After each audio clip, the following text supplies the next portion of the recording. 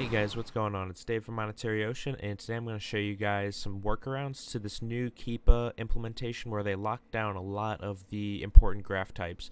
So on their news page, we have the types of graphs that they have locked down. So we have sales rank at the top because that's pretty much most important, and then we have like our offer counts and stuff like that. So I've got a couple different ways, Chrome extensions, to work around this problem.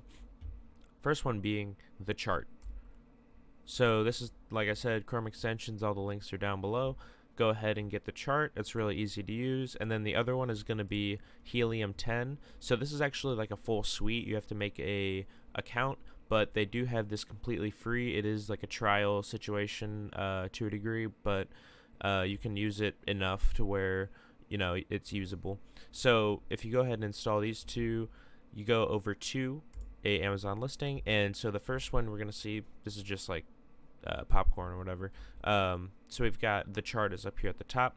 It says Keepa. It's pretty much a straight ripoff of Keepa, but whatever, it works. So we've got a couple different date ranges, and we have different controls that we can switch.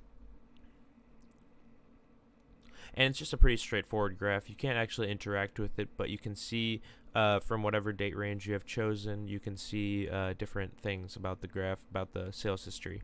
So if we go ahead and scroll down, this is the OG Keepa. So you can see how bare it is now that it's locked down. So if you just take a look, you know, look at that. So that is pretty bare.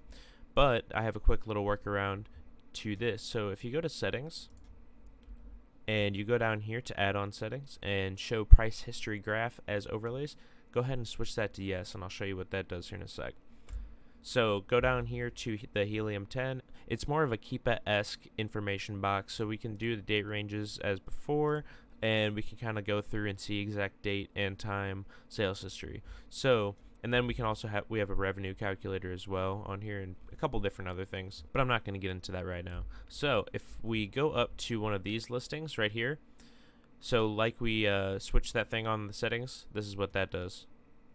It pops up with the Keepa graph on here, and this is not a log. I do have the new Keepa, or the subscription rather, but not on this account, and so, you know, I'm not getting this information here, but if I hover over these products, I get it right there.